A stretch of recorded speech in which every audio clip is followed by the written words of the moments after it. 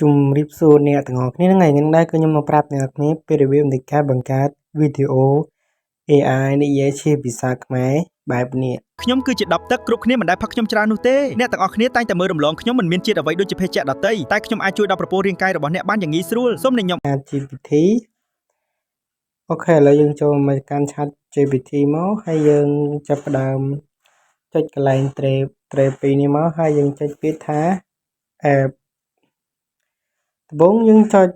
ពាក្យថា app ហើយវាកំពុងតែវាជាយើងចេះចេះមកទៅមកវានឹងលោតទេអញ្ចឹងយើងធ្វើការរងចាំវាបន្តិចសិនទៅដើម្បីវាលោតឲ្យយើង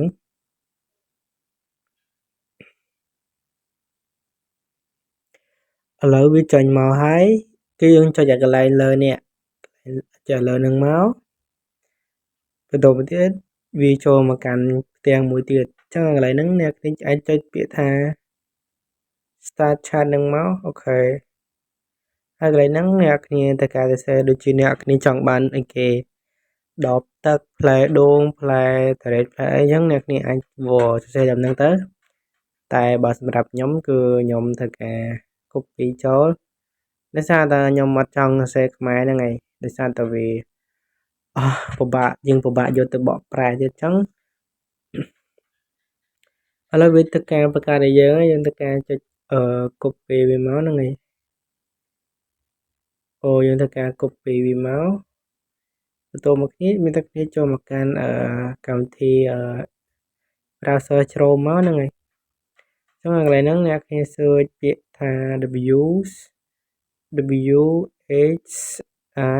WHISK ចឹងអ្នកគ្នា search នឹង AI មកហ្នឹងហើយអូខេបន្តមកទៀតយើងចុចកន្លែងហ្នឹងមកវាធ្វើការដើរឲ្យយើងអីយើងរងចាំវាបន្តិចសិនមកហើយវីដេអូហ្នឹងយើងបរៀនមួយទីហ្នឹងឯងអូខេបន្តមកវាចាញ់ហើយយើងចុចកន្លែងនេះមកបន្តមកយើងធ្វើការចុចកន្លែងថា enter tool ហ្នឹងមកអូខេម្ដងហ្នឹងយើងធ្វើការឥឡូវវា slow ហ្នឹងហើយឥឡូវខ្ញុំធ្វើការផាសវាចោលសិនផាសព្រមដែលយើងបាន copy មិញហ្នឹងហើយហ្នឹងដោយសារតែ internet យើងរៀង slow ទៅវាអត់ download ឲ្យអញ្ចឹងយើងអាចចុចតែកន្លែងសញ្ញាប្រូចហ្នឹងមកអញ្ចឹងសូមបញ្ជាក់កន្លែងហ្នឹងអ្នកគ្នាអាចរើសទំហំបានហ្នឹងហើយទំហំអ្នកគ្នាចង់រើសដាក់ម៉េចអញ្ចឹងយើងអាចដាក់បាន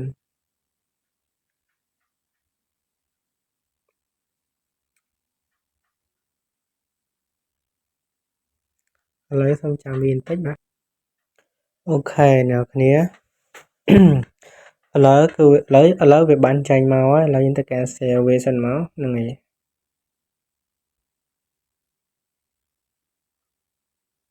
ឥឡូវខ្ញុំធ្វើការ share វាសិនអូខេដើម្បីយើងយករូបភាពនឹងទៅធ្វើជាវីដេអូបានគឺយើងត្រូវកាយើងធ្វើការបូក tab ថ្មីមកឥឡូវហ្នឹងយើងធ្វើការចុចពាក្យថា flow AI ចឹងយើងធ្វើការចុចពីមួយមក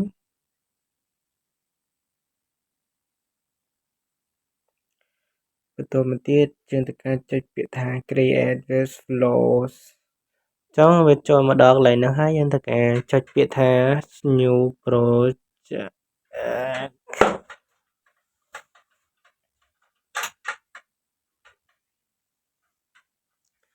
តើមកវាធ្វើការថាកន្លែងនេះកន្លែងវីដេអូហ្នឹងតើមកយើងធ្វើការយកជារូបភាពចឹងអ្នកគ្នាចង់បានទំហំប៉ុន្មានអ្នកគ្នាអាចដាក់តំណឹងបានសម្រាប់ខ្ញុំយក 9.16 អូខេបន្ទាប់មកខ្ញុំធ្វើការបូករូបភាពមួយសិនអូខេឥឡូវខ្ញុំធ្វើការបូករូបភាពមួយ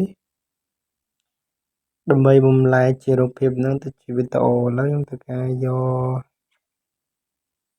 កឥឡូវខ្ញុំយកលើគេមួយអូខេឥឡូវវាកំពុងតែដើរហើយអញ្ចឹងកន្លែងហ្នឹងយើងអាចដូរវាបានហ្នឹងឯងឥឡូវខ្ញុំធ្វើការថយមួយឥឡូវវាកំពុងតែដើរហើយ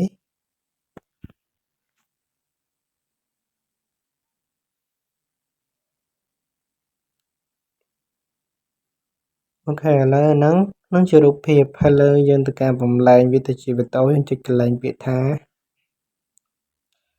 កន្លែងណានោះបានណានេះមកយើងចុចទំហំវាទៅមកយើងចុចពាក្យថាវីដេអូបន្តមកទៀតចុចទៅពាក្យថាវីដេអូហ្នឹងហើយយើងធ្វើការទៅសេកន្លែងនេះ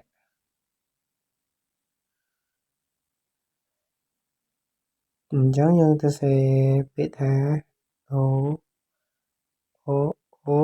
ច្រឡំ OD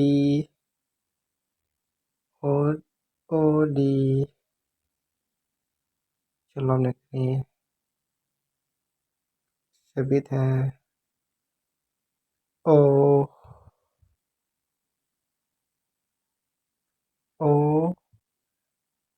ឌីអូខ្មែរ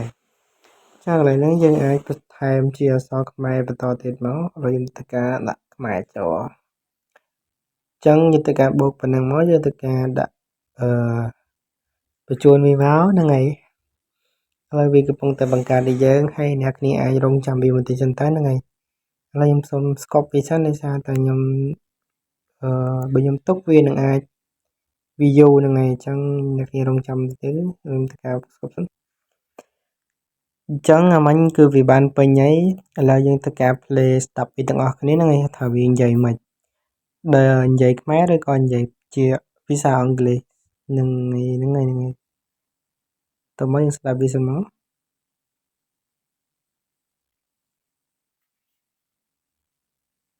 ខ្ញុំគឺជាដប់ទឹកគ្រប់គ្នាមិនដែលផឹកខ្ញុំច្រើននោះទេអ្នកទាំងអស់គ្នាតែងតែមើលរំលងខ្ញុំមិនមានជាតិអ្វីដូចជាភេសជ្ជៈដតីតែខ្ញុំអាចជួយដល់ប្រព័ន្ធរាងកាយរបស់អ្នកបានយ៉ាងងាយស្រួលសូមអ្នកខ្ញុំគឺជាដប់ទឹកគ្រប់គ្នាមិនដែលផឹកខ្ញុំច្រើននោះទេអ្នកទាំងអស់គ្នាតែងតែមើលរំលងខ្ញុំមិនមានជាតិអ្វីដូចជាភេសជ្ជៈដតីតែខ្ញុំអាចជួយដល់ប្រព័ន្ធរាងកាយរបស់អ្នកបានយ៉ាងងាយស្រួលសូមអ្នក